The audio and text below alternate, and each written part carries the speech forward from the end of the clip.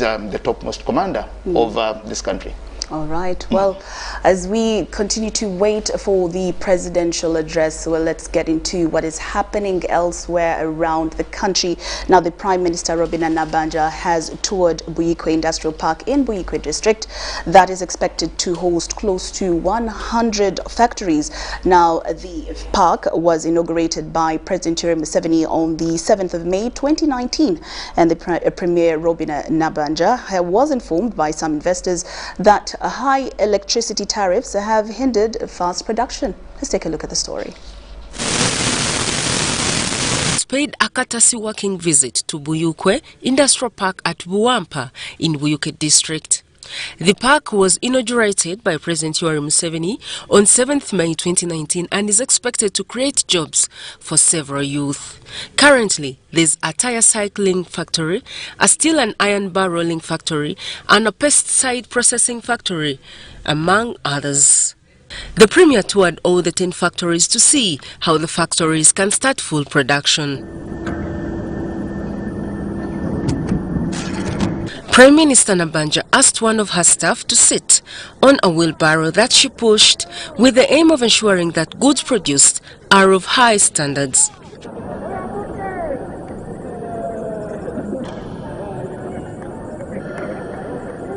Later, a meeting was held with the community leadership and the investors to draw strategies how best they can move. Investors told the Prime Minister that high electricity tariffs have hindered their production, something that might cause high pricing of final products. The President directed me to come here to see that the electric tariff, because currently they are paying 9 cents, and during peak hours they pay 13, 14 cents, and that is a lot of money, US dollars. That's a lot of money we want to have, and because of that they claim, or they say, their cost of production is high, and we want to reduce on the cost of production so that they can export to the neighboring countries, especially the East African market, and of course COMESA. Meanwhile, the area leadership also disclosed to Premier Nabanja that youth working in these factories are earning 6,000 shillings per day, with some working without protective gears. Okusomoza kwe tulina olwaleero nti abakozi bakyafuna akasente katono nnyo kubanga olunaku casual labor mwasinsi kakaaga, olaba ngezo sente ntono nnyo okuyimirizawo omuntu alina amakaage. Abakozi kye batukaba era kye batutawanyizaamu ffe nga LCs ba leaders baabwe batutawanya kintu kimu. Wali factory emu etutawanyiza nnyo namba 23 ekola footwear. Factory eyo sente eri ku mitwalo 15 ate nga bw'omanyi nti mitwalo 15 sala tekyakola bulungi omulimu okusomesa kuliisa kukola. Right Honorable Prime Minister, ekizibu ekirala kye tulina y'ensasula embi era ne conditions ezitali nnungi mu bifo ebimu abaana baffe mwe bakolera. I know this is something that will be realized because at the moment Members of Parliament asked the Premier to remind the President about his pledges of construction of high-quality markets in Buyikwe and also improving road infrastructure. Yensonga y'amakubo meya ajogeddeko, tulina amakubo mangi nnyo agagenda mu industries ez'enjawulo naye amakubo ago gali mu sorry state. Kumanyi nga Nyenga division nga sub county eno, most of the land is public land. Osanga abantu nga ina land title nga kolako ebyapa ate nga waliwo ba squatters ab'ebibanja. Public land abavunaanyizibwako ba district, si central government, and therefore land board ebyebuyikwe ebyetya bafunako minister Nabako yajja mu kitundu kino n'agigala for 2 weeks. Later, the Premier visited Lugazi Market, where she also addressed the market vendors. Ensonga esemberayo ddala etuleese wano y'ensonga ya katale, era twagala okubeegayirira muwulirize bulungi Right Honorable Prime Minister kuba ono waali kitegeeza gavumenti yonna eri luddawa eri wano. Kakati ekyo ekyapa ekyakatale eno ng'oba yali public land, obuyinza obukasazaamu webuli.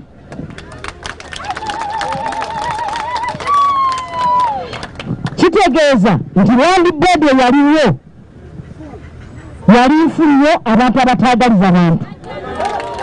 Reporting for UBC TV, Helen Barbara, Gizamba.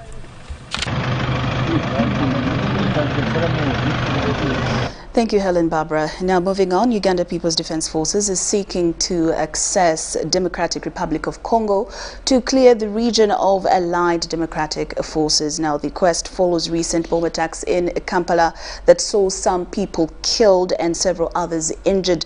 The UPDF spokesperson, Brigadier Flavia Buekwaso, says that once given a chance, ADF can be defeated the same way they were defeated more than 10 years ago. Henry Okrut with the story. Intelligence is being gathered. Over time, the forces have built capacity. Some arrests have been made. We have so many leads which I cannot talk about here. And some alleged violent suspects have been put out of action. It's not that it is our culture now to shoot, but it is under those circumstances. Remnants of the Allied Democratic Forces have been zeroed on those behind the recent terror attacks in Kampala. It should be recalled that the last time they were active in Uganda, they were badly defeated. The last time the ADF were here was in 2007. They came 100 of them. Within 2 weeks, only 13 went back. The 87 remained here in a lying position. Despite being outside Uganda, they are reported to have successfully recruited locally, something attributed to links with groups that share similar ideologies. In security, we call it fighting an asymmetrical enemy. This enemy, asymmetrical in a way that is not going to come in front of you and attack you and fight you. He's very invisible. He's mixed within the public. He lives within among us. Sometimes you may not even be able to actually tell that until something happens, because we have apprehended people and someone said, hey, you mean that person, I was talking to that person, you mean that person is a terrorist? The fact that they were forced back to the neighboring Democratic Republic of Congo makes it necessary for Ugandan troops to access their hideout. With this, the UPDF seeks to prevent them from not just attacking Uganda, but any other country in Africa and beyond. But what is keeping us, actually, I would say that what is keeping us from stamping this out from Uganda completely, and also is the problem of the neighborhood. The problem of the neighborhood over which we do not have authority. And if we had been given a chance to deal with it by now, this problem would not have come. The capacity may have been built to fight acts of terror, but what explains the shooting of terror suspects? Where a security personnel goes to someone, they'll leave whatever they are doing and put their hands up. Because one of the reasons why is the moment you do not do that, it will be read or it will be interpreted that you want to fight. This person has come to arrest you. And what that person is supposed to come to arrest you is they will shoot you. Uganda recently suffered attacks from terrorists, an act claimed by the Islamic State and also linked to the ADF. Henry Okrut, UBC. The authorities of Terewode Women's Community Hospital in Soroti have raised concern over the rising cases of obstetric fistula in their facility among young mothers. Now, the facility has registered most of the cases who are young girls aged 18 and below, and it has been partially attributed due to the impact of the lockdown. The Terewode Women's Community Hospital in Soroti is burdened with the treatment of obstetric fistula that often occurs when women are neglected during labor. The main condition we treat at the hospital is obstetric fistula, which usually is an adverse effect of neglected labor. And the patients usually present to us with urinary leakage after delivery. This usually occurs either immediately or a few weeks after delivery. This is the condition that prompted government, together with the development partners, to establish Terewode Women's Community Hospital in Soroti to repair their urinary linkages. Terewode has existed now for 20 years, campaigning against obstetric fistula and improving maternal health. And 2 years ago, we opened up Terewode Women's Community Hospital, which is dedicated in providing obstetric fistula care and in a holistic way. However, the facility is overwhelmed with obstetric fistula cases registered among the young mothers of 18 years below. And we are seeing a trend of increasing fistula cases amongst the young, that is women below 18 years. This may be attributed due to the lockdown when schools have been closed, but we're seeing a rise in teenage mothers with obstetric fistula. The report by Terewode has indicated the traumatizing challenges faced by the fistula victims in the community. And some of them fear the stigma that's associated with utilization of family planning services, especially given their young age. Most of them, from the study findings, are still living with parents, desiring to live with their parents, desiring to be loved once again by their parents. Others are struggling, constantly working to reunite with the men, their partners, the men who made them, who impregnated them. They still want to live with them. They want to stay in those marriages for some of them. But how are they going to reunite if we do not integrate extensive health education? Terewode registers more than 300 cases of obstetric fistula, which they say it should be brought to the government's attention before the situation worsens. Okow Joseph compiled the story. All right, now UBC News Tonight has come to a pause, and now everybody is ready, right? Everyone is seated. The anthems are playing. Told that the president has actually arrived now, yes, and ready to speak to us. I think we now just need to welcome the people to State House, where the president is, to address the nation this afternoon or evening.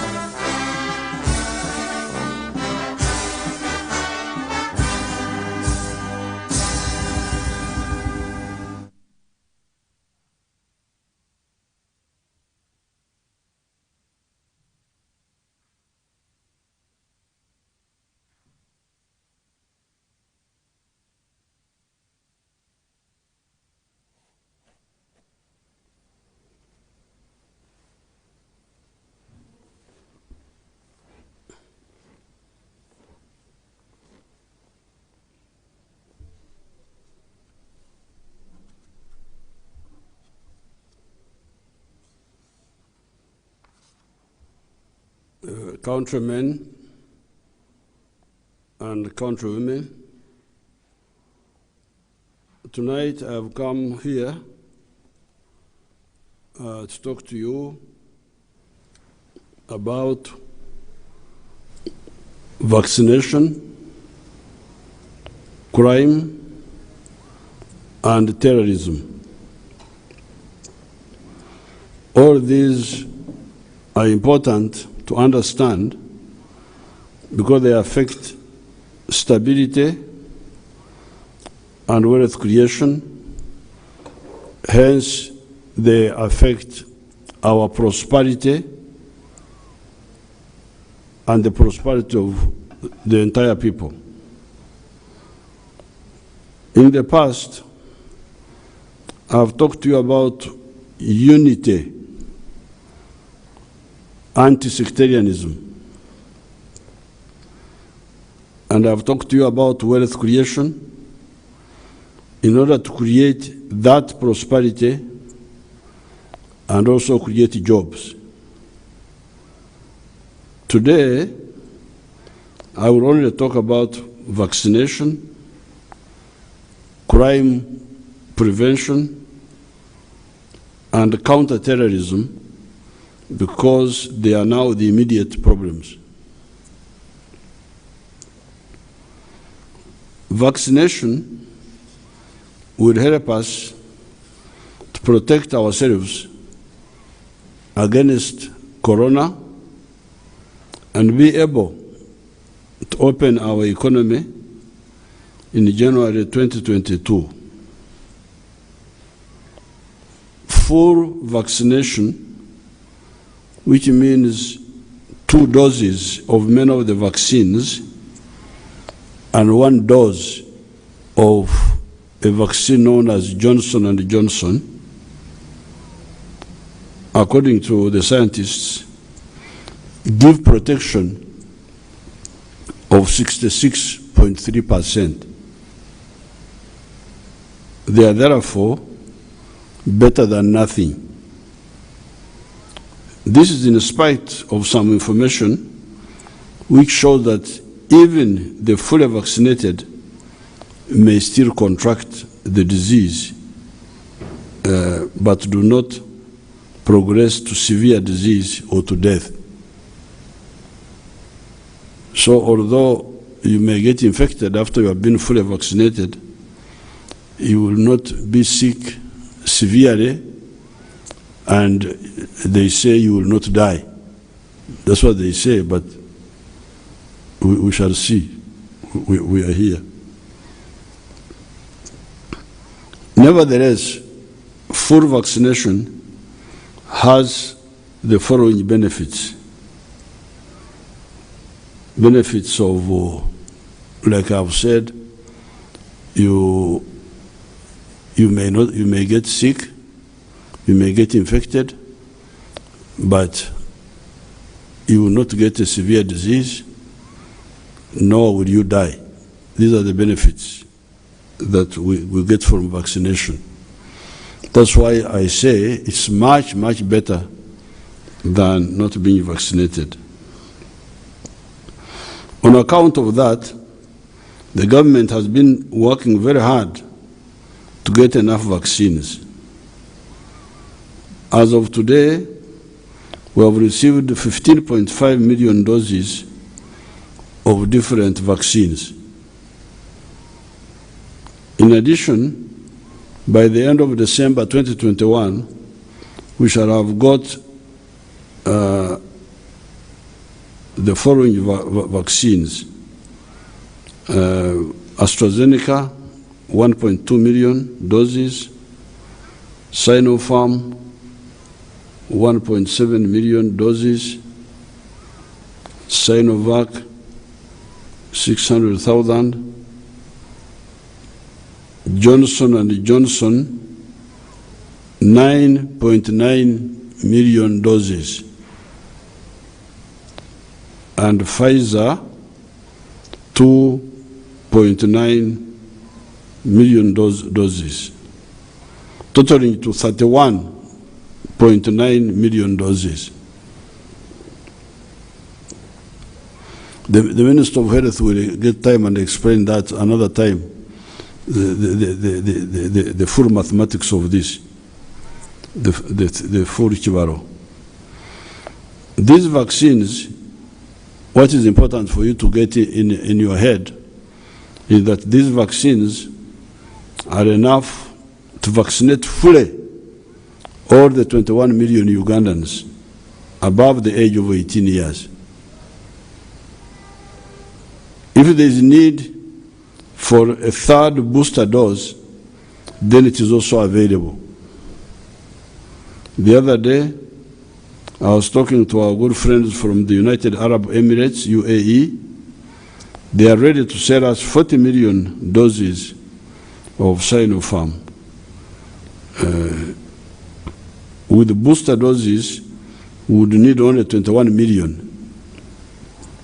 Our scientists are studying they are studying 2 questions. Question number 1 is the booster dose necessary?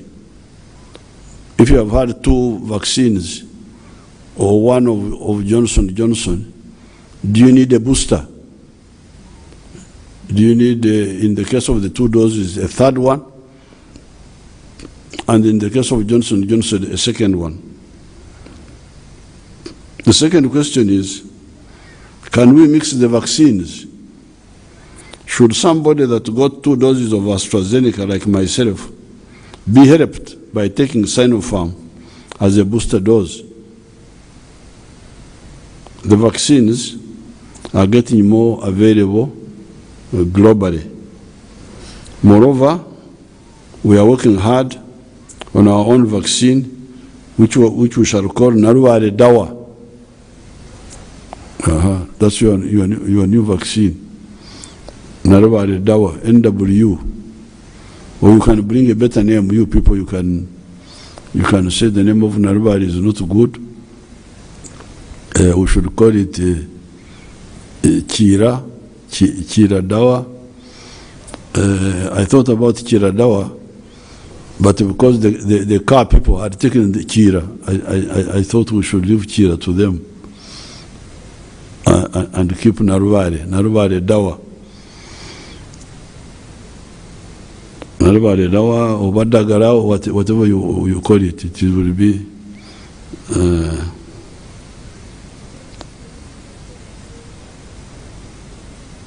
Narware Dawa.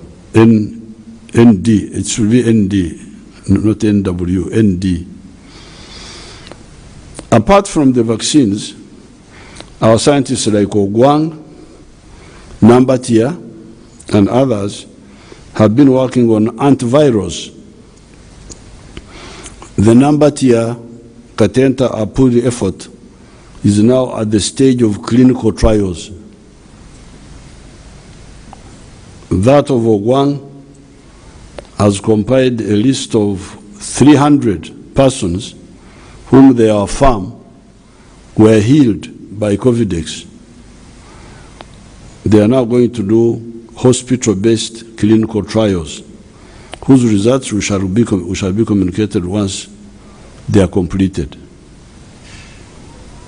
In the meantime, on account of the stringent measures we took right from March 18, 2020, when the Corona-19 virus knocked on our door, the door of Uganda, we have only had 2 waves of the coronavirus, while other countries have had 3, and some are entering the 4th wave. The total number of Ugandans who have been infected in these 2 years, almost 2 years now, is 127,000. Those that have recovered, 97,000. And those that have died, 3,247. We praise the Lord for these much smaller numbers compared to what happened in some of the other countries. The global number of the dead stands today at 5.2 million. The people who have died in the world are very many, 5.2 million. And those that have been infected, 257 million. Today, the corona situation in Uganda is as follows. Those in the hospital with corona are 140, occupying only 140 beds, while the total bed capacity is 3,793.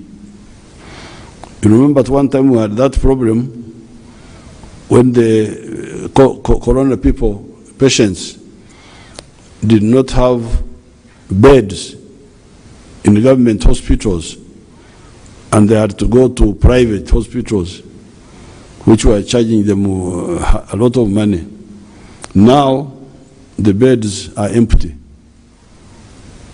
Only 140 out of almost 4,000 beds. Those dying per day are only 2, as compared to how many were they at the highest?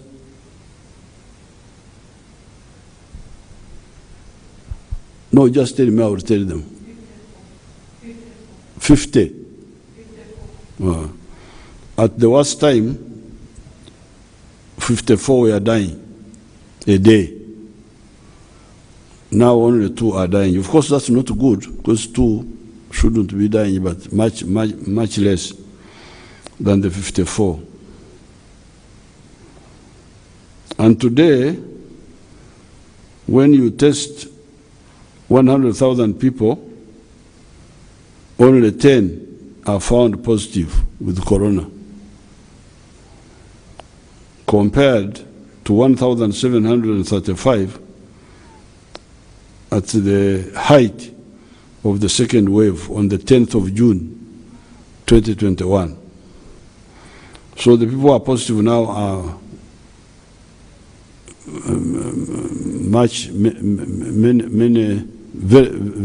much fewer than when we had the hike. Therefore, Ugandans, our firm stand has not been in vain.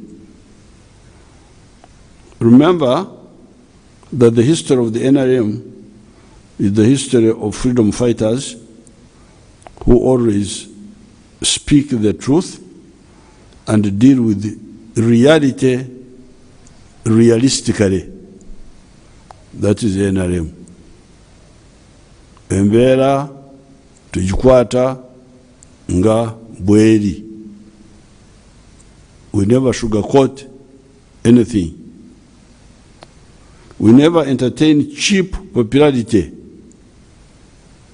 failing to tell the people the truth because we want to be popular with them in mistakes, even when it will lead to their ruin. Fortunately, and with God's guidance and approbation, we always succeed and emerge from those difficult situations triumphant. Now that we have got enough vaccines, therefore, the task is to make all adults above the age of 18 years to come out and be vaccinated.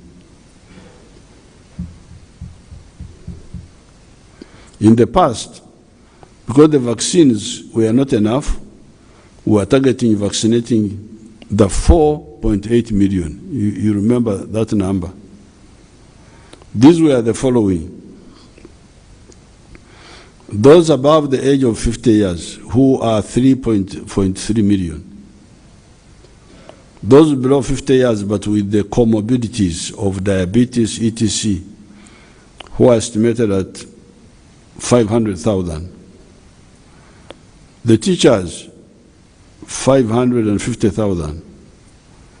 The health workers, 150,000. And the security personnel, 250,000. These would be the 4.8 million who were our first target. Recently, I advised the Minister of Health to add on the following: the bar and hotel workers, because those are really front line. If you talk of front line, abo babera mudwaniro dala. The market workers, those who work in the market, the taxi and bus drivers and conductors, and border operators.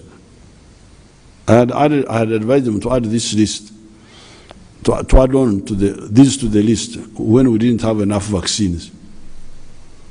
I had said, you people, you have dealt with soldiers, you have dealt with teachers, health workers, but how about our children who are doing this work, these very active jobs of the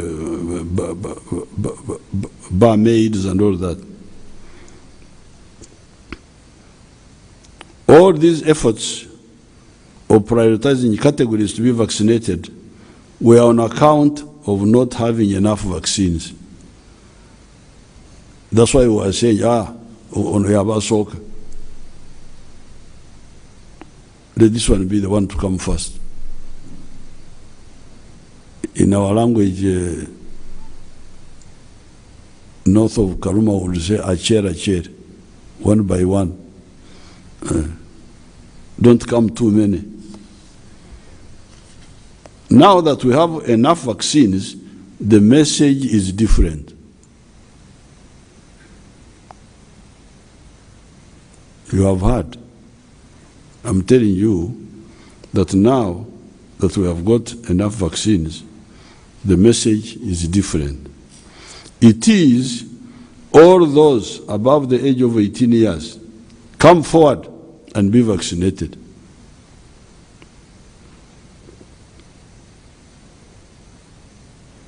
All the health center 3s will be having the vaccines.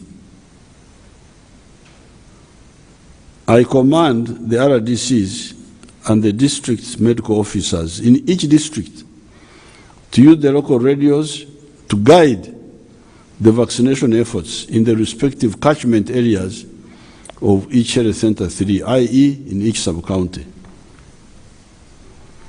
The team of RDC and the district medical officer is the one to guide on which dates the people of Semuto sub-county, for example, should go out to be vaccinated because they are sure the vaccines will be there.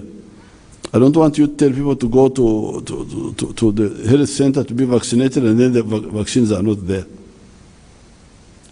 If I get such a story, I will put you in jail. I will arrest you.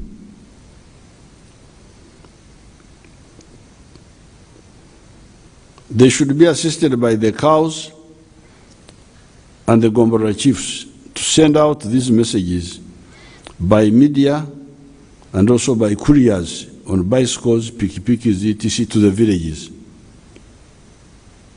It is not necessary for vaccination teams to go to the villages because that increases the cost of the exercise.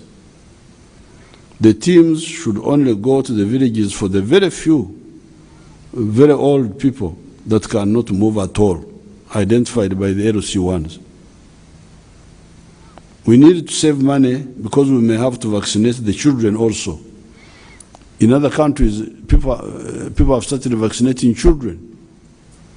We don't know why, but after we study it, if it becomes necessary, we shall also do it. Hence, such money should not be squandered on uncooperative people that do not bother to do the minimum that is necessary to save their lives and get the whole country out of trouble. Therefore now, I direct the RDCs, the district medical officers, the chief administrative officer and the Gombora chiefs, through the radios and through the couriers to ensure that all people of 18 years and above go to the health center 3s and be vaccinated when the vaccines are available. The vaccines are there in the country, but we want to be sure that they are also at the sub-county. Yeah. What I'm saying is that the vaccines are in the country. They may be in Kampala, but not in Semuto or Ngoma or Bukwiri and Kyankwanzi.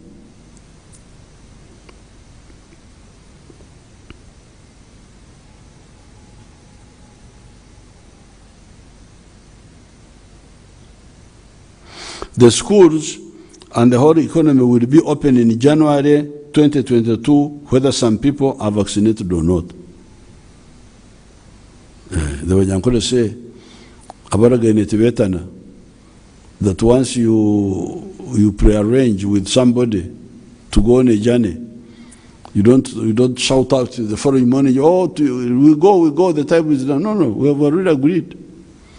So the agreement is that the vaccines are now here. Please go and be vaccinated. If you don't go, we shall open the economy all the same. We shall open. And if you get into problems, don't say the government did not tell me. I would also like to use this occasion to talk again to the Ugandans about the battle against crime and terrorism.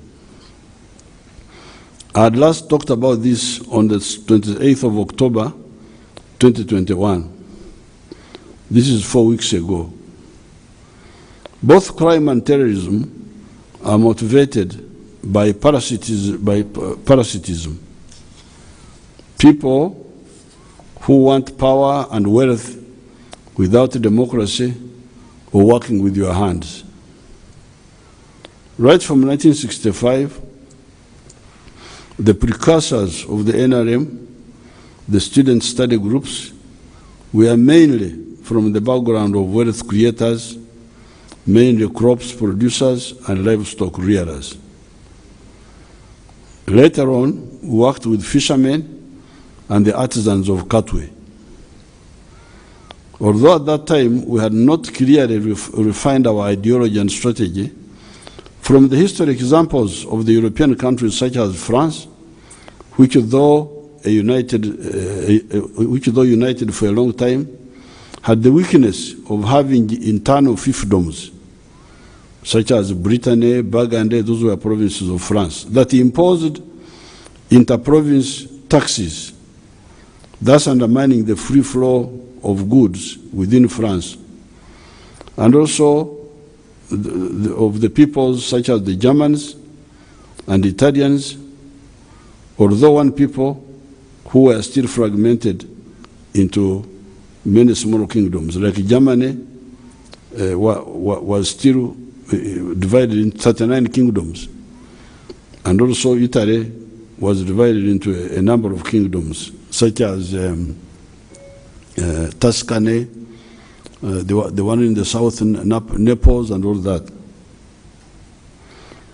So, by studying these examples, we came to know that fragmentation was weakness, while unity was strength. That is how countries like Spain, Portugal, England, and Russia had become more powerful than the Germans and the Italian peoples.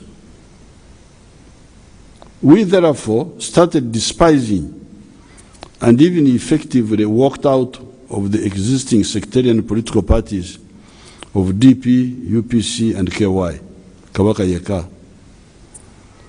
There was also the good example of the 13 American former British colonies that had, in 1776, united under George Washington to form the nucleus of the by now powerful country of the United States of America. In those history studies, we noticed the role of the new social class in the Western countries, Europe and the USA, known as the middle class or the bourgeoisie, who, unlike the feudalists, understood and valued the importance of integration, of unity, because bigger markets were better for their growing businesses. This need for bigger markets by the respective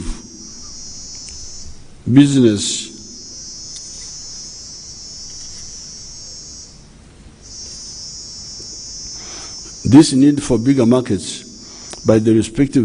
interests played decisive roles in the French Revolution of 1789.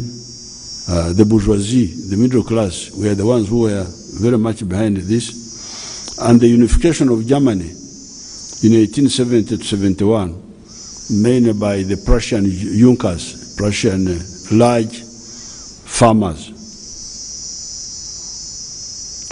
By the time of Idi Amin in 1971, our student movement had crystallized our 4 principles of patriotism, Pan-Africanism, socio-economic transformation, and democracy, and had become ardent supporters of Mwalimu Nyerere because he was the principal champion of these principles. Why patriotism? No sectarianism. Why Pan-Africanism and socio-economic transformation? It is on account of the prosperity of the African populations, i.e. patriotism and Pan-Africanism, by uniting the markets for wealth creators. And then for strategic security, the idea of the East African Federation, by having stronger armies and handling security and sovereignty problems together, unlike now, when ADF is using Eastern Congo with impunity. And achieving all this by taking advantage of the oneness of the African peoples, i.e. the Bantus, the Bantu-speaking peoples of Africa, the Cushitic peoples of Africa, the Nilotic peoples of Africa, and the Afro-Asiatic people of Africa. These are the 4 groups of Africa. They're just 4 groups.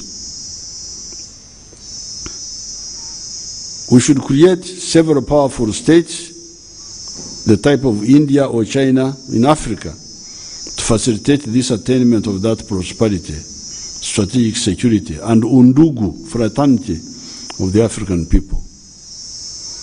We should not build Latin America in Africa, a center of weakness, but several United States or Chinas or Indias in Africa. That has been the ideology of the NRM from 1965, following Mwalimu Nyerere. Why democracy? It is because of the African people should always freely decide their destiny.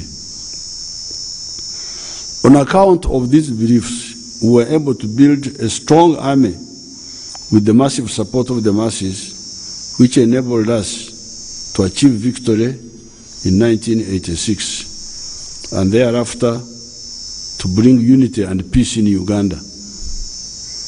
That is how the economy has been able to recover and expand from US dollars 1.5 billion to now $41 billion. The shortages of 1986, the Magendo, the Chibanda, the Kusamara etc. have been replaced with surpluses, Echengela Muruganda, Omweru, Nyankore, of everything, sugar, bananas, maize, milk, industrial products, etc., etc. The country is connected by tarmac road from corner to corner, and electricity is about to reach all the sub-counties. We had only 28,000 telephones in 1986. We now have 28 million as of July 2021. While we only had 2.5 million children in the school system, we now have 15 million. The population of Uganda was only 14 million in 1986. It is now 43 million. In spite of all these positive achievements, many of them apparent right from 1986 or even from the Bush days, e.g. the discipline of the army. Some parasitic groups feared this success. These successes would render their groups irrelevant. Initially, they were working also with some foreigners. Hence, they launched wars. Lakwena, Kony, ADF, UPA, FOBA, Itongwa, Kirimutu, etc. Between 1986 and 2007, These groups organized the rural insurgency, which involved hiding in forests or mountains, ambushing on roads, kidnapping people to be sex slaves or to fight for them, launching surprise attacks against the army, planting landmines given to them by the government of Sudan, etc., etc. By 2007, the army had developed a multidimensional capacity that could not permit such groups to operate anywhere in the rural areas of Uganda or even in the neighboring countries if the governments of those countries allow us to operate there. This is what happened in South Sudan when they allowed us to go there. We went and chased coin from there. The government of Congo, when they allowed us to go to Garamba National Park, we chased coin from there. This multidimensional capacity included LDUs guarding villages against those that attack soft targets, wananchi, zonal forces that always stay in an area, e.g. a sub-county or a county, without ever leaving that area until the insurgency is defeated. Mobile forces to hunt for the terrorists in the forests. Air forces, communication intelligence operators to know what the enemy is saying and doing and where he is located, and road protection against road mines. These were all challenges in the rural areas which we had to deal with.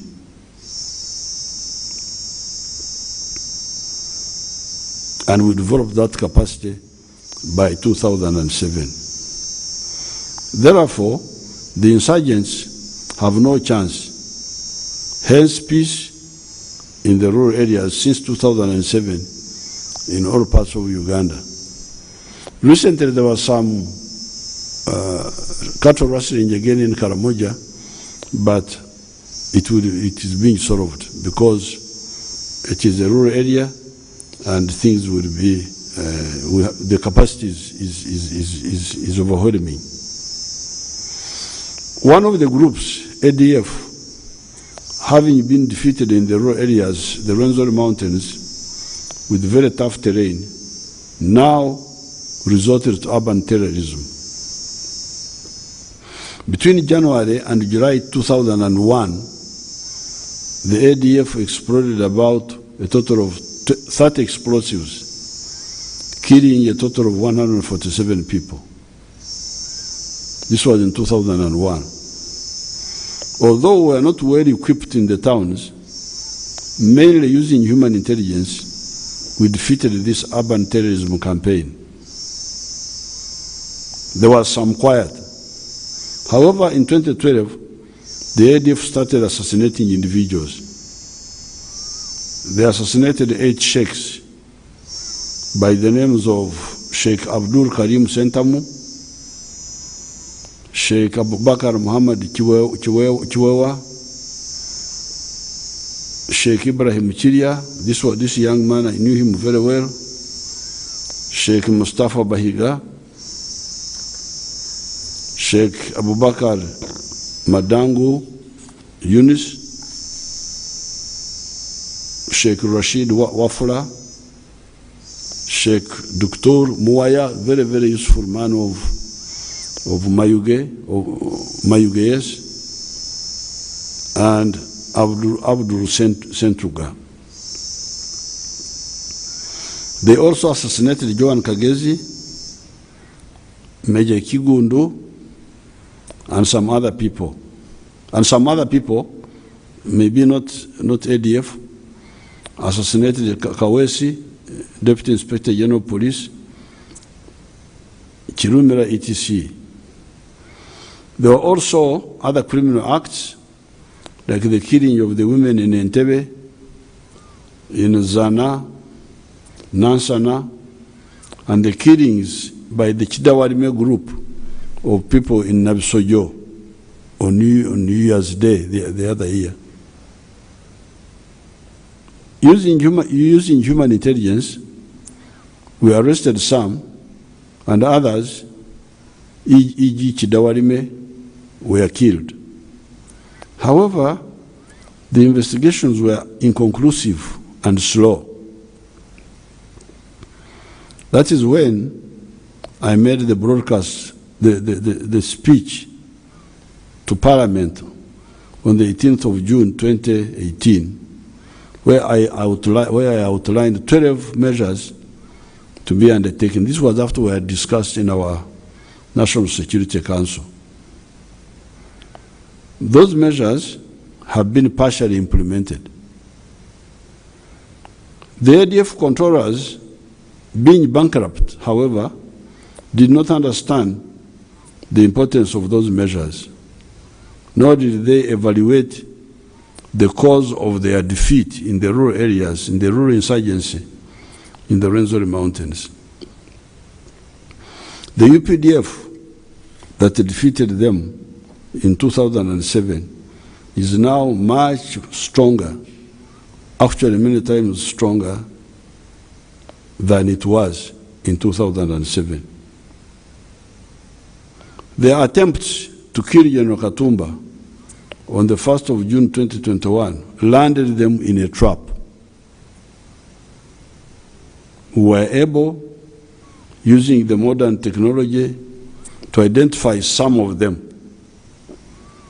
Once you get some, it is a matter of time before you get all of them. Since the Katumba attack, the following ADF supporters have been killed by the security forces: Nsubuga Muhammad, Moses Kaliowa Muhammad, alias Mose,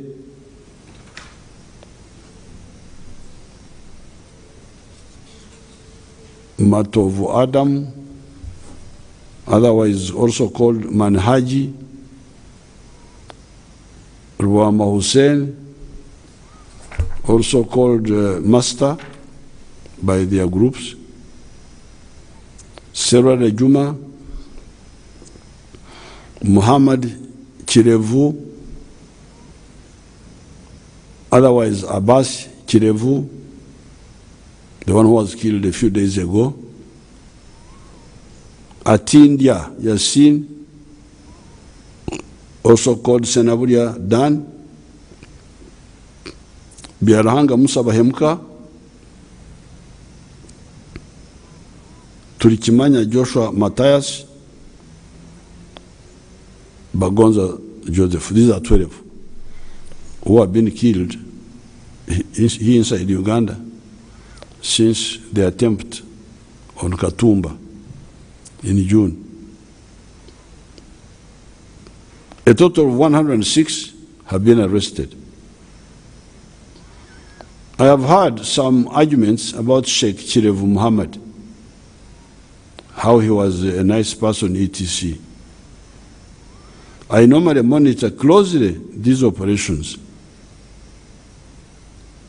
There is no way the security operatives would have known about Chirevu Muhammad if he was not connected with the Katumba group, trying to assassinate him, with which led to the group in Padere during the burial of General Lokech, linked with the bombers of Komamboga, linked with the bus bomb, and the two recent bombs. All these are linked. If the ADF had remained quiet and not attacked Katumba, you know, our security people are really lax. That's part of the problem. They are very lax. Babera or Bewashi, most of the time. They are not, but when you provoke them, then they wake up. So that's what's happened. So those I have been hearing people about this person, Chirevu, my immediate answer, my immediate reaction, as somebody who is following very closely is that there is no way our otherwise lax security people would have heard of or known or followed somebody called Chirevu if he was not part of the network which attacked Katumba. And why did they, you see these stupid fellows in ADF, because they have been in Congo there, smuggling, doing things with impunity. They were really overestimating themselves. The reason they wanted to, first of all, they wanted to kill Katumba. Katumba, we must kill Katumba because he is a big government person, so that we show that we are there.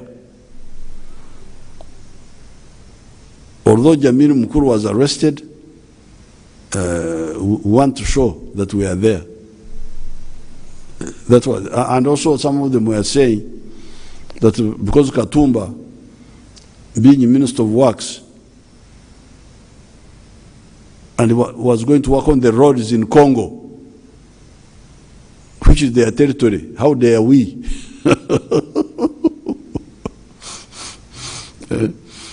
How dare anybody go to work on the roads in Congo? Congo is their territory. Tunonya Congo katono Katumba akola kunguto tulino kumulaga. That was those idiots when they are there talking among themselves. So now, when it backfired on them, and we started getting them, then there was a Chom Zero, which had happened. Chom Zero, a taboo. Because policemen are not supposed to be serious. This Lokech man,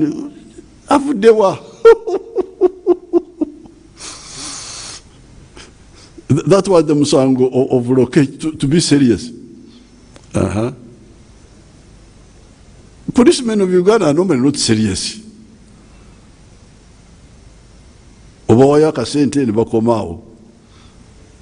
this Lokech, who is very serious, nakulondola, follow you up. God has taken him away. Now we must also go and follow his dead body and blow it up. You can imagine how stupid these fellows are. Now they must go and blow up the mourners who had come to mourn Lokech. That's how we go to them again, because of the other first breakthrough with Katumba, when they went to Padel to blow up Lokech, the Lokech funeral, because Lokech had already died from something else. We got now. Some were actually arrested in the hotel in Padel. And then others ran to Kampala. And that's how. So,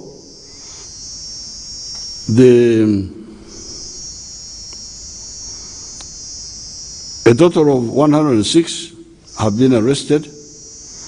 I have had some arguments about Sheikh Chirevu Muhammad, how he was a nice person, etc. I normally monitor closely these operations. There is no way the security operatives would have known about Chirevu Muhammad if he was not connected with the Katumba group, trying to assassinate Katumba, with the Padel group during the burial of General Lokech, with the bombers of Komamboga, those who bombed the pig eaters, the bus bomb, and the two recent bombs. The bomb of CPS and that of IGG office were linked to the third one that was supposed to be exploded by Mose Musa Mudassiri Mugamba at Waise, on the same day, the plan was to have 3 bombs. One here at the CPS, one at the IGG office, and another one in Waise, in the population, in the evening by this Mudassir boy. The bomber at CPS was Mansour, and one at the one of the IGG office was Wanjusi. Let the public be patient and wait for the court. You will hear the truth. Because now the public is engaged in the trial.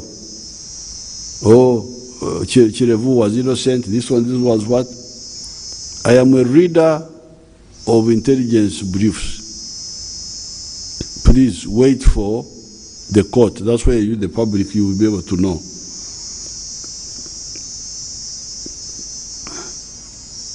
You now know, we now know a lot about these terrorists. Of course, some are not yet arrested, such as Obaida bin Bukenya. This is now the one who was coordinating the attacks on Katumba. Obaida bin Bukenya, the member of the Ngabi clan that has now become an Arab on account of his ideological sickness. You can imagine, Ngabi katafuse Mwarabu. Obaida bin Bukenya. He wants to be an Arab. He wants to be an Arab. How can Museveni of the Basita clan become a Jew or an Anglo-Saxon because he is a Christian? So Museveni now, I should now be a Jew now. You're a Jew.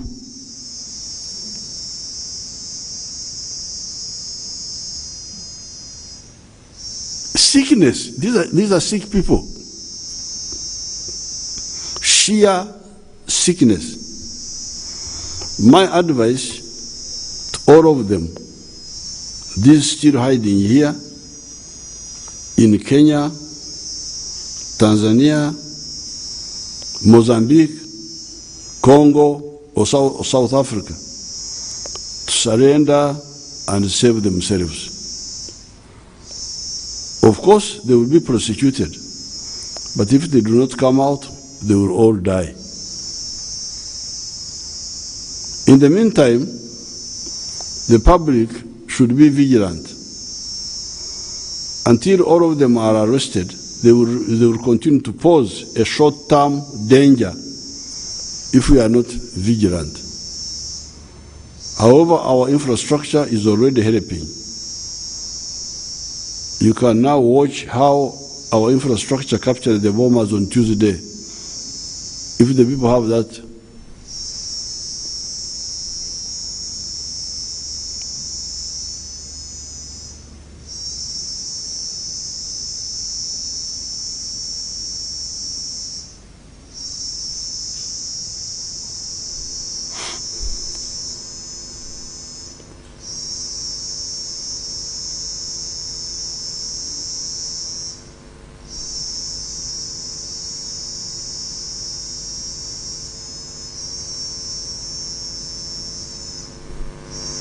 that film they will show is the one who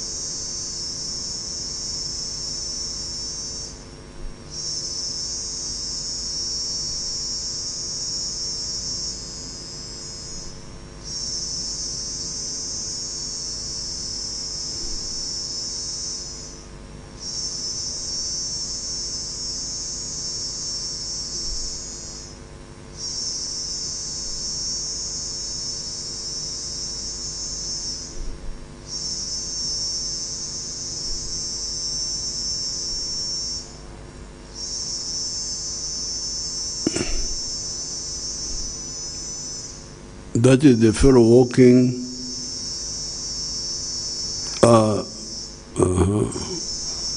That is where now? That is the police station.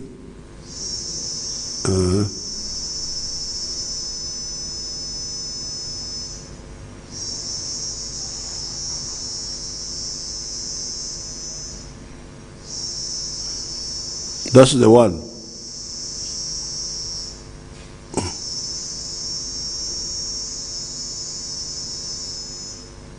So it was like on the main road or what?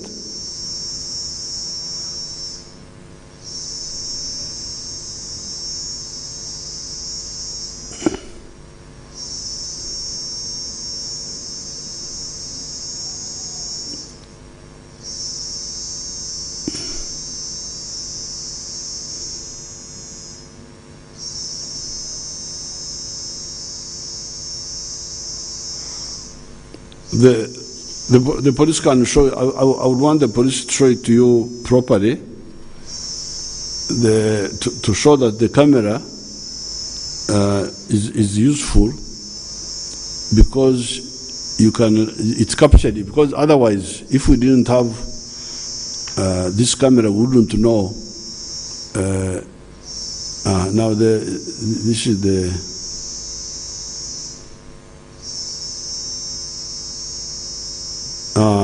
They pick it now.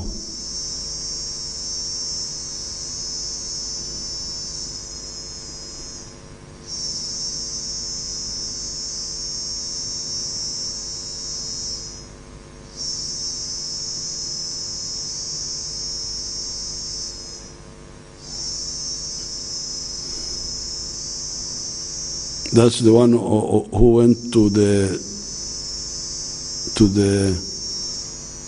IGG office.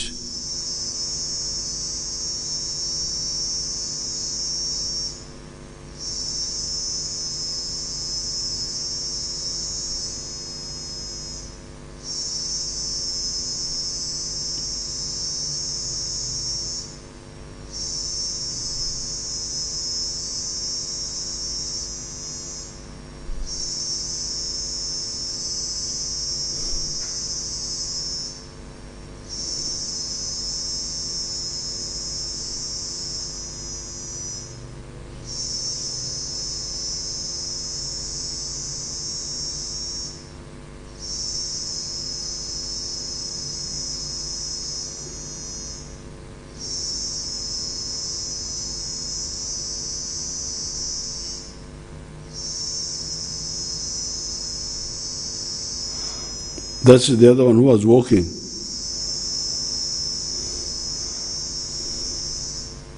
Cham Towers is where, near the police.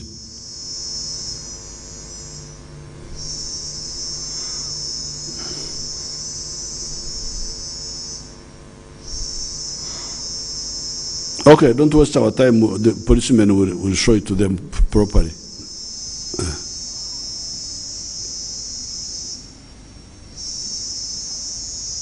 You now watch how our infrastructure captured the bombers on Tuesday. The investigators get a lot of information from that video. Those cameras can now see the wrongdoers. The scientists are telling me that we can add a capacity to those cameras that will enable them to smell anybody carrying explosives and make alarm so that we go for him. Because now we had not put that capacity on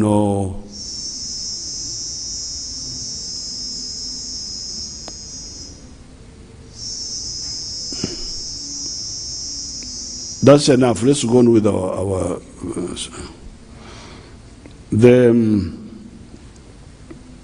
the scientists are telling me, of course we have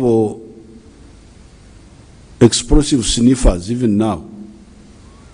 We have them. Gadgets that can sniff explosives. But they have been used on individual buildings. before you enter office, before you do this in some places. But now I'm told that it can be mass applied, installed like on those cameras, and when somebody carrying explosives passes, the cameras are detected.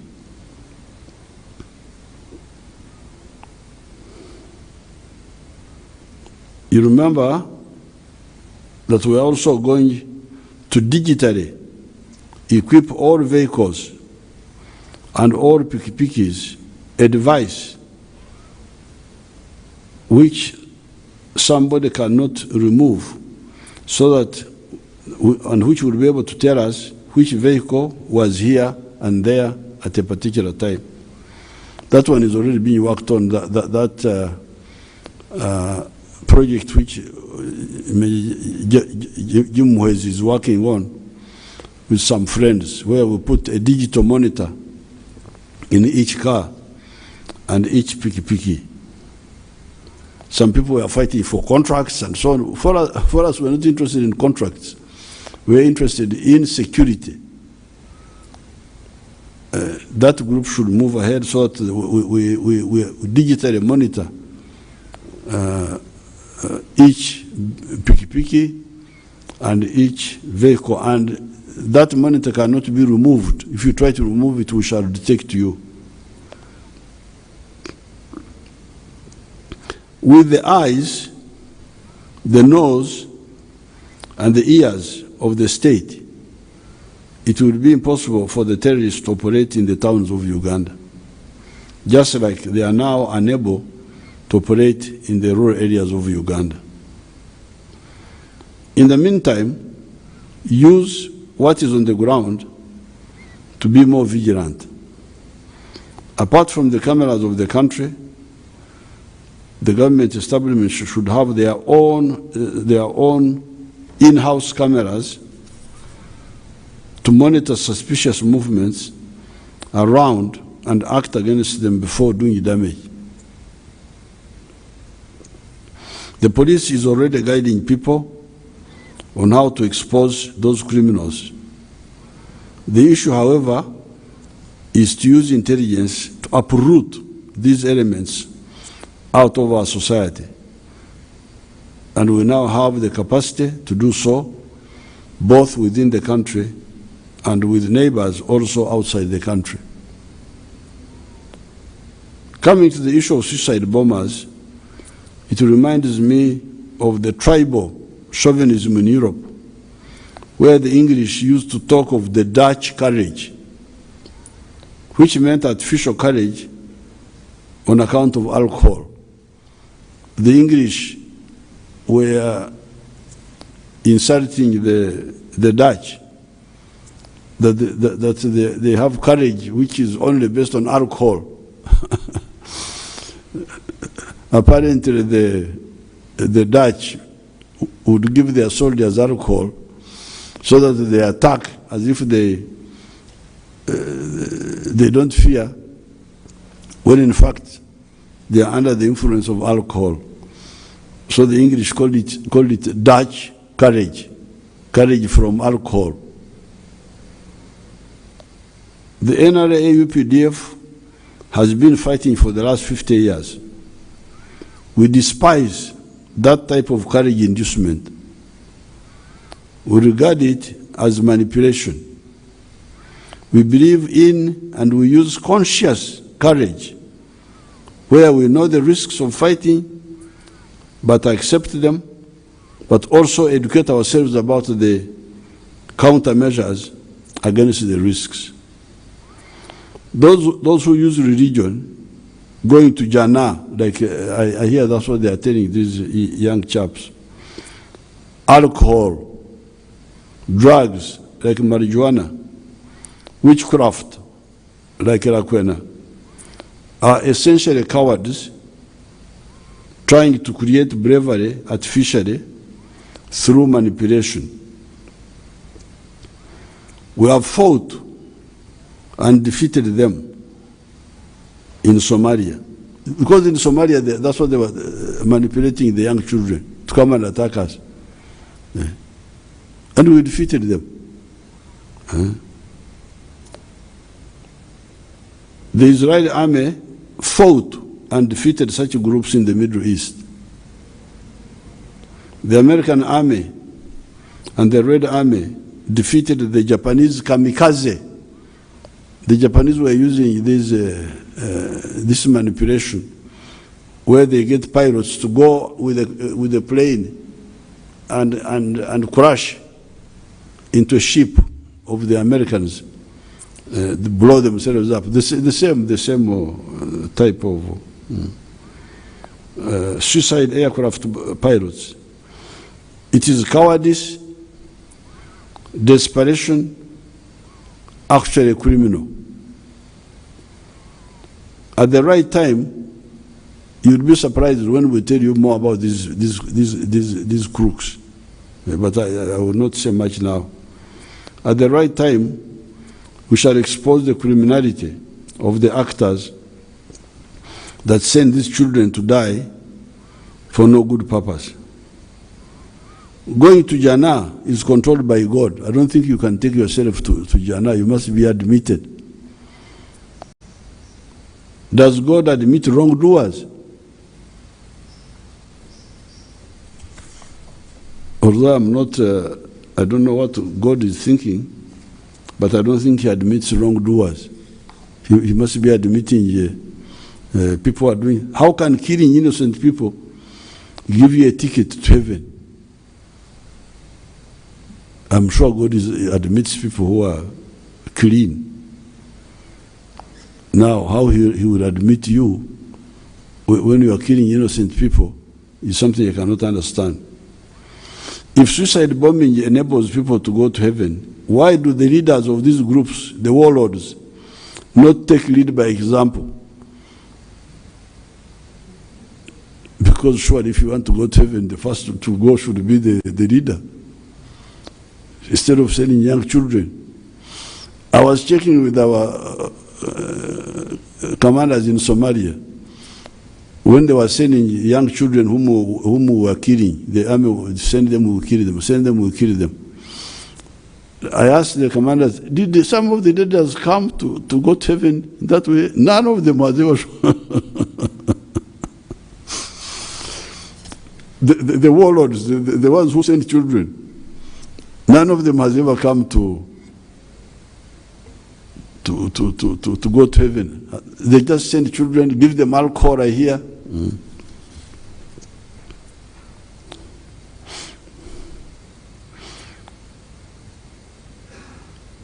If suicide bombing enables people going to heaven, why do the leaders of these groups, the warlords, not take the lead by example? They do not want to go to heaven. The ADF has exposed itself to us. When we are ready, we are readier. They are sure to be defeated. The explosives they are using are partly improvised, such as the use of ammonium nitrate. These explosives have been analyzed. The ones at the CPS. What these people don't know is that we have capacity to do all this, even forensically, afterwards. They have checked the explosives at the CPS and the ones at the IGG office. But more importantly, the one which was recovered, not exploded, at Katoke, the one where we killed the fellow. It was total whole, and therefore, it was diffused, and we studied it. The explosives they were using, the ones over here of CPS and IGG office, were mixed with petrol because of the vehicles which and the pikipikis which exploded, which were hit. So there was a mixture of hydrocarbons with the nitrate, ammonium nitrate. But the one which was whole which had not been exploded, we studied it more. It was mainly ammonium nitrate and also calcium ammonium nitrate. That's what some of the people were confusing as C4. C4 is a military grade explosive, only owned by the armies, not by these private people. But calcium ammonium nitrate, my people say, could appear like, but with a lower explosive capacity. The detonating code, which was recovered, seems to be imported from a manufacturer. But for the others, the ammonium nitrate is an ordinary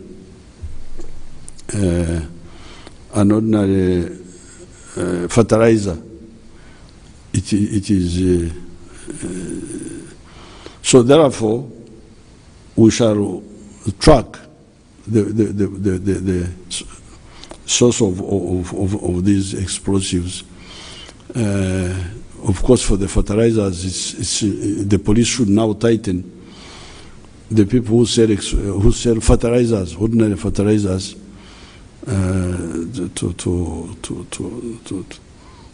to make sure that they check whom they are selling to. But the important thing is not to analyze the explosives, is not to take precautions against exploders. The important thing is to uproot anybody who has got that idea from our society. And that's what we are going to do. And that's why we are not going to listen to anybody who is talking of bail, because like this Chirevu, who was killed, had been given amnesty, I hear. Had been given amnesty in 2000 and something, this one who was killed. So we cannot go on recycling these parasites. Now for ADF, it's now a business, because they are in Eastern Congo, which has no government. They cut timber, they dig gold. These are the ones they are selling in order to get money to do bad things. So they may not even want that situation to end because they are making money out of it. But we are discussing with the Congo government. We shall get them. And the presidents contacted me from all parts of Africa, and I was telling them the situation, and we are really going to solve this problem of ADF. So I want to assure Ugandans that you concentrate on wealth creation. Don't be frightened, because we defeated ADF when we did not have the capacity we have now. We have now much more capacity, and we're adding to the capacity. Actually, these who planted the bomb at Parliament, we are running away, because you heard that at exactly 10:30, these ones attacked at about 10 something, some past 10. I was here. I had explosives. At exactly 10:30, that's when our people shot the other boy, the one from Katoke, from Nansana, the one who was supposed to plant the bomb in the evening. They shot him at 10:30. They were all on the run. Our people were looking for them from Pader. And we are now looking for others. The whole list, we have it. So my advice to these people is that they should surrender. That's my advice. Because there is no way out for them. But for the public, be vigilant. In the meantime, before we have captured all of them, they can try to do some other harm. And I would want the police, I don't know why the police don't publicize all these people, why they keep quiet. I don't know why they don't put out their pictures, everybody, because we so that everybody is looking for. I know they put them out some time ago, but they should repeat. These are the people we are looking for. We're looking for the whole list. If they run out of the country and go to neighboring countries, we shall follow them there. So, sorry about the people who died. The people who died were 3 people. I think there was a policeman and an engineer, and then at the other place there was a boy who was selling things there. I heard of 3 who died.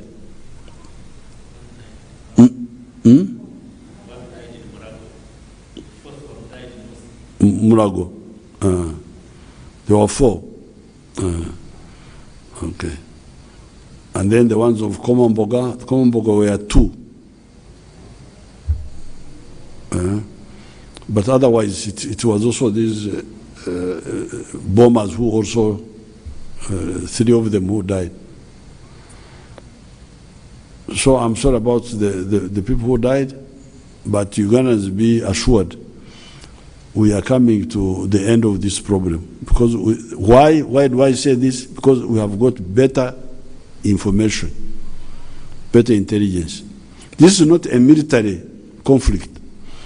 It was a bit military when we were in the bush, when they were in the bush, the coin and all that. But from that time, it's no longer a military conflict. It's more of an intelligence-led campaign. You just need to find out who and where. That's all. They have no capacity to resist. They can't say we are here, we fight. No.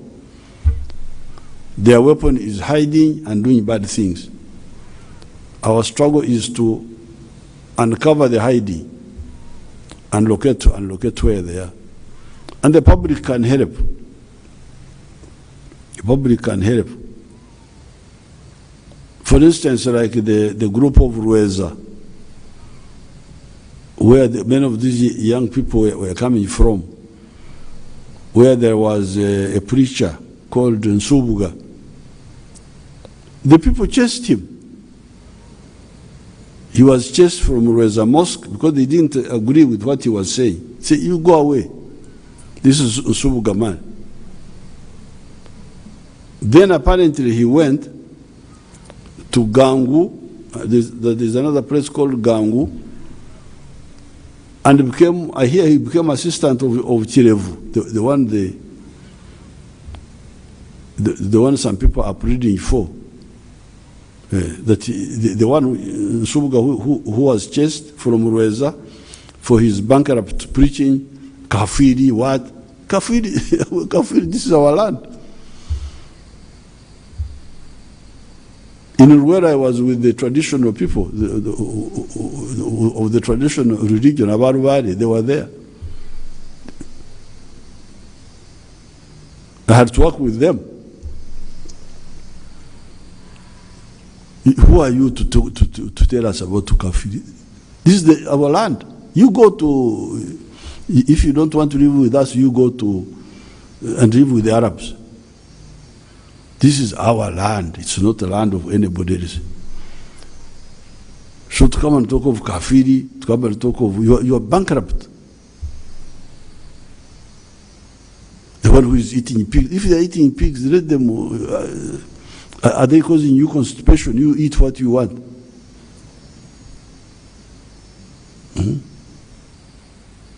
I don't eat rice. Have you seen me quarreling with you people who eat rice? I don't eat rice. I'm a toke eater. I don't eat rice. I only ate rice when I had nothing to eat in Tanzania. Otherwise, I'm with my karo, with my matoke, a little bit of muhogo. I'm a muhogo man because I'm from here. I'm not an Indian to eat rice.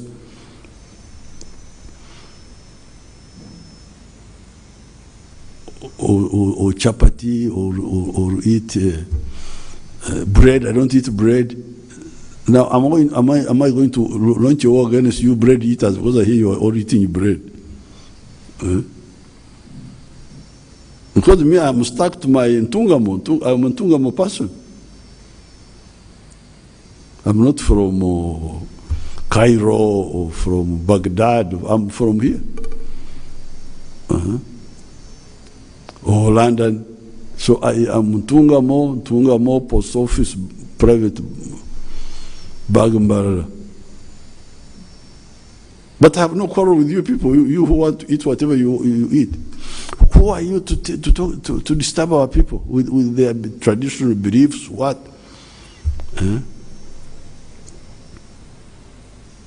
So I would once the corona is over, I also talk with the sheikhs. I'm glad I saw Sheikh Umrangira Nakibinge with his group at Chibudi preaching for peace. And the other day I was in Kabamba, and our sheikh there was preaching very well. The sheikh from somewhere, from Kasambia. So our Muslim sheikhs need to help these children. They shouldn't allow our children to be destroyed.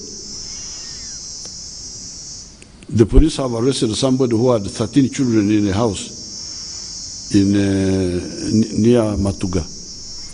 They take these children who have no, and say they are looking after them, then they feed them with this nonsense. Thank you. Concentrate on work. We are getting to grips with the ADF. We are hunting the ones who are not yet arrested, and my appeal to the ones who are involved, please come out. Come out, and it is better. It's a better option for you than staying, because we are coming for you for sure. Thank you. I wish you good luck.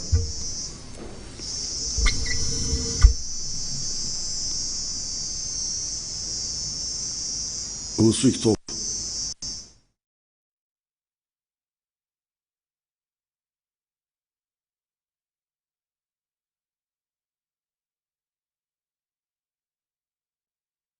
Timely, and I think, like we discussed last time, that the issues that the country now concerns the country is two: more security and the disease.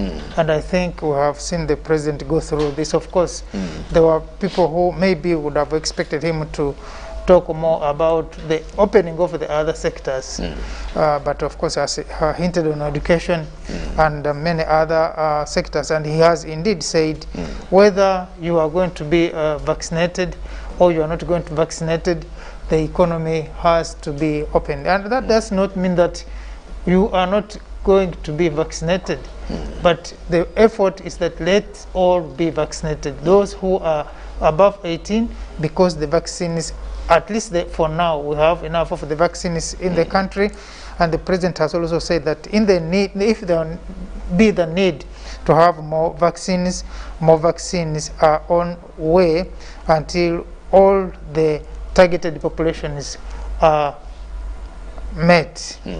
What's your take? Well, thank you, Ndugum Twitter, and of course to thank His Excellency the President for his address. A much anticipated fun, waited for, of course. He talked about 3 things.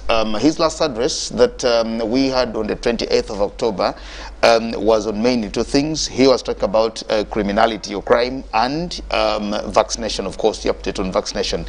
Today he still comes back. He talked about the same things, differently, of course, but to make the same emphasis.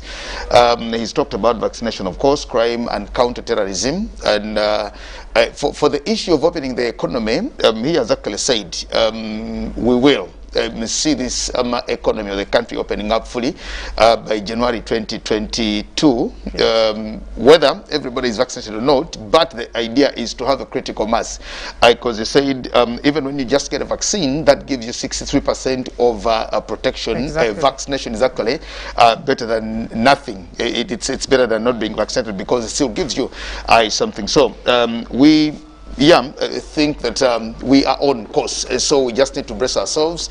We have not paid school fees for 2 years.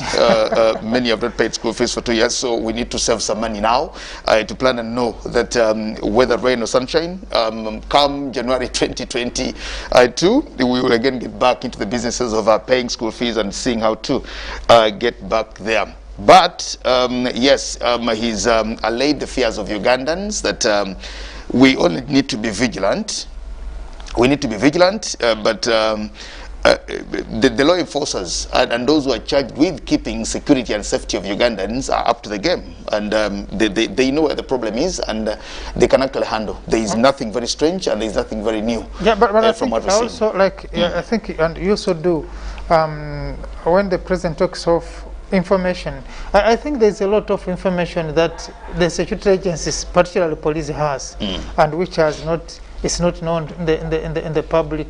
When you look at most of these videos that we are seeing and the other documentation about this crime, but I think for me it will also be good that this information is exposed to the public, so that the public can also know that there is this that is happening. But at the same time, when you look at the chronology that and the breakdown that the president gave in terms of how many the update, especially on the COVID, how many people have been affected in Uganda, how many people have died, and how many people have recovered under his directive to the chiefs, the cows, and the RDCs, to ensure that the mobilization for vaccination is on. But I think beyond the RDCs and the cows, and it is also the responsibility of every Ugandan to ensure that for a family, to ensure that people in the family are vaccinated, and as schools open, to ensure that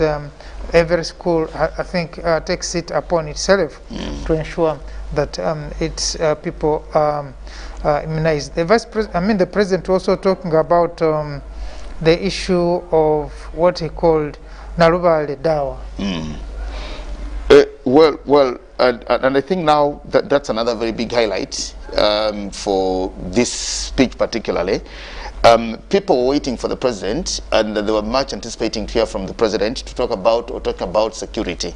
But of course the president couldn't dare to just come speak for a whole 1.5 hours, may talk about one issue, security, even when we see that it's one of the things, of course, that was in the minds or dominating street talk.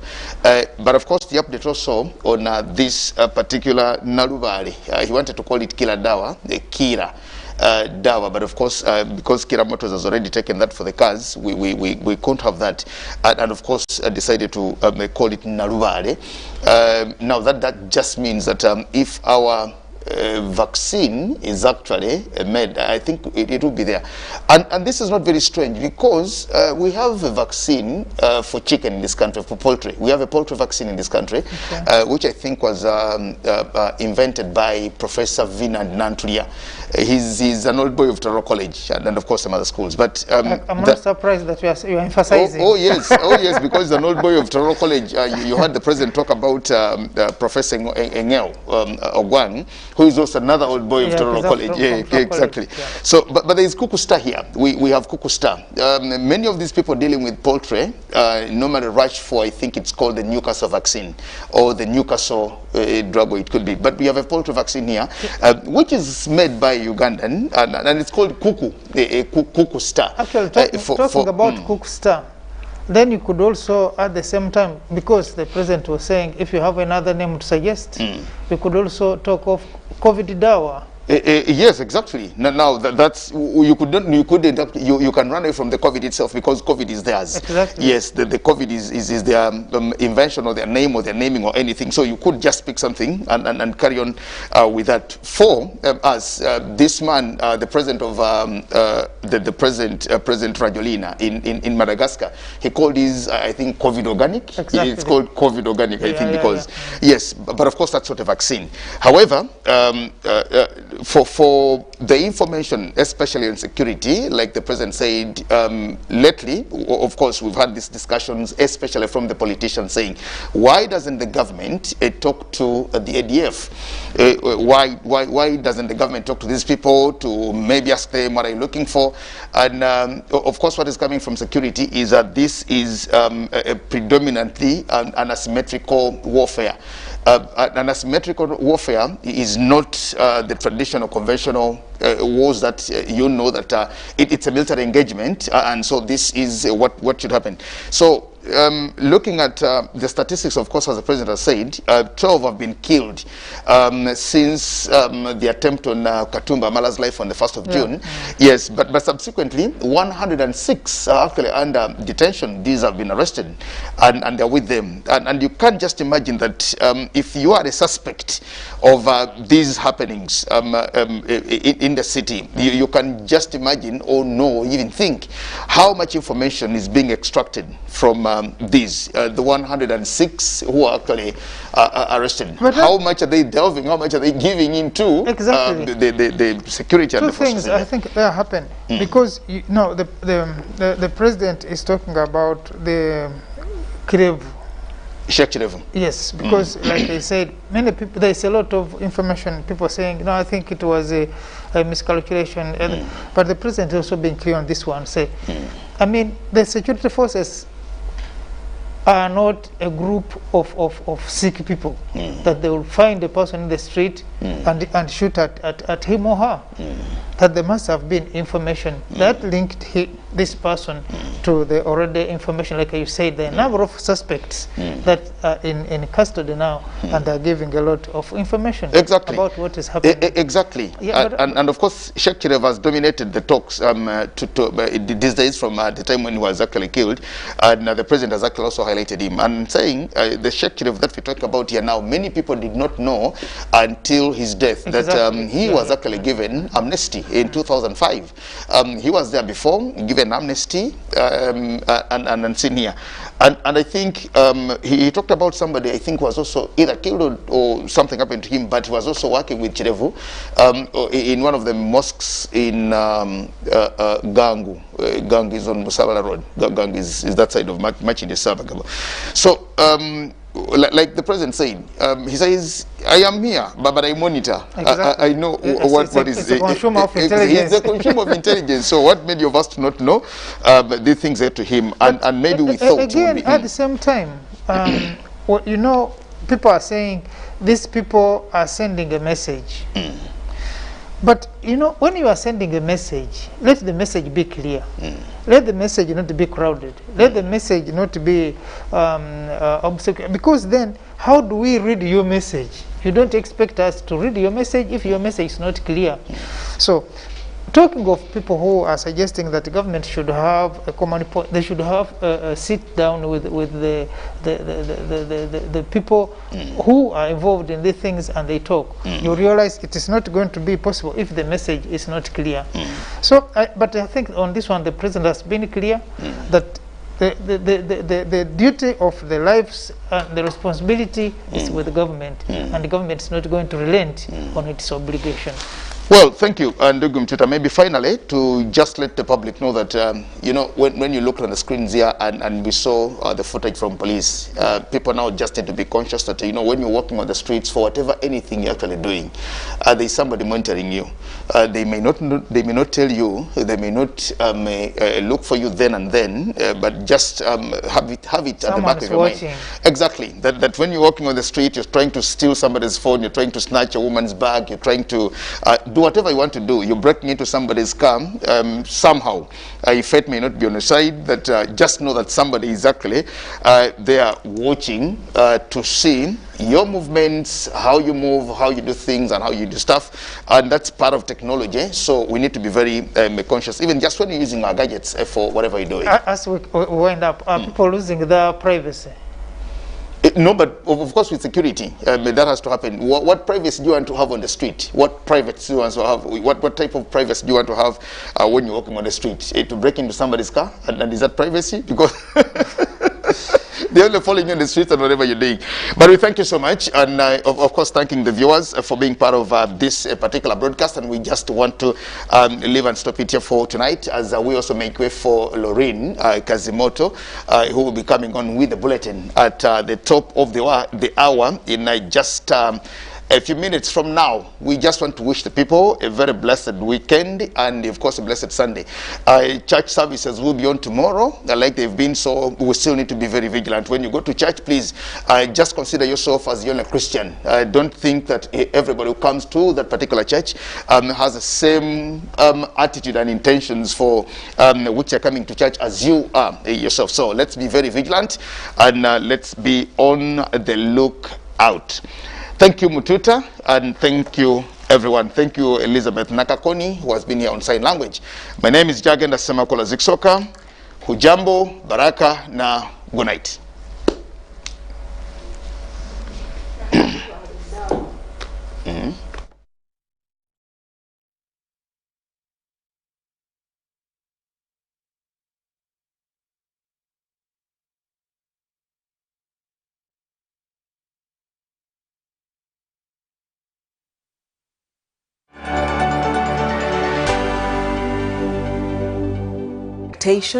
Miracles are physical evidence of God's power.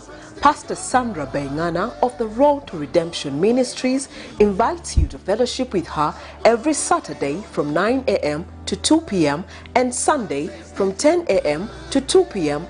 at the Imperial Real Hotel for the deliverance services. Still on Sunday, you can join Pastor Sandra Bengana on UBC TV from 9:30 a.m. to 10:30 a.m. and on Magic 100 FM from 11 a.m. to 12 noon. You can follow Pastor Sandra Bengana on all her social media platforms, Facebook, Instagram, and YouTube. For prayer and counseling, you can call Pastor Sandra Bengana on 0703-957-966 or 0759-621-314, or come to our offices in Ntinda next to Rovin's Apartments on Ntinda Chisasi Road, just after Capital Shoppers. The Road to Redemption Ministries, yes, you can, warrior.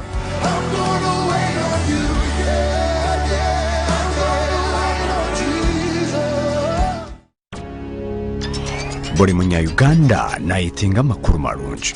UBC West erina amakuru marungi kandi agali kwesigwa. Rero za programu zayo ziri omu Runyakitara hamwe n'Orufumbira. UBC West eine tekinologiya ey'omurembe eri kugibasa kuhika omu bicweka byona omu ihanga nangu n'aheru y'ihanga. Tukwatire aha frequencies zetu: Kisoro 97 katonyeze mushanju fama, Kabari 93 katonyeze mushanju fama, Hoima 99 katonyeze mwe fama, Kampala 5 katonyeze mushanju fama, Mbarara 97 katonyeze ina fama, Futpoto 98 katonyeze munana fama, Masindi 5 fama. Kurikiriza UBC West ohurire mbaganiza. UBC West empika huna.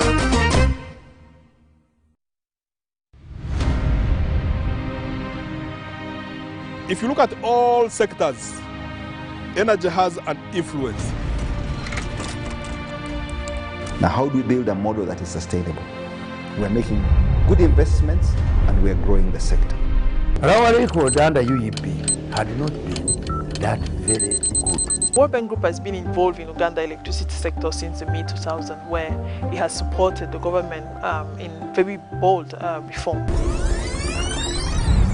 The last 15 years, we focused on the parameters that were set in our concession that was negotiated at the time. It took the best minds of Uganda to work on it and also the best minds internationally because they had to plan for 20 years ahead. As remember, we have innovated over the period. We've rolled out cashless. We introduced payment metering, Yaka. As I speak now, the 1.5 million customers are all on Yaka. The transition has been very, very good because Ugandans who enjoy the power went out and bought shares. Umeme's massive investment, a robust and functional distribution network that will impact the lives of Uganda's over 40 million citizens.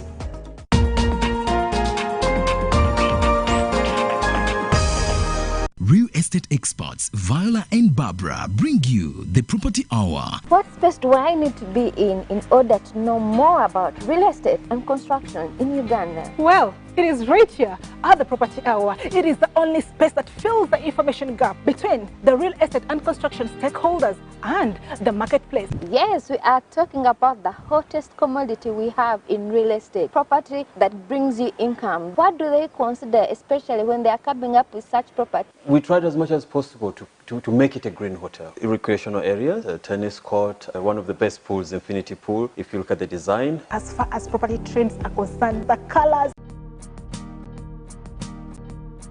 This show is informative, inclusive, and up-to-date. Proudly powered by HK Properties, Uganda.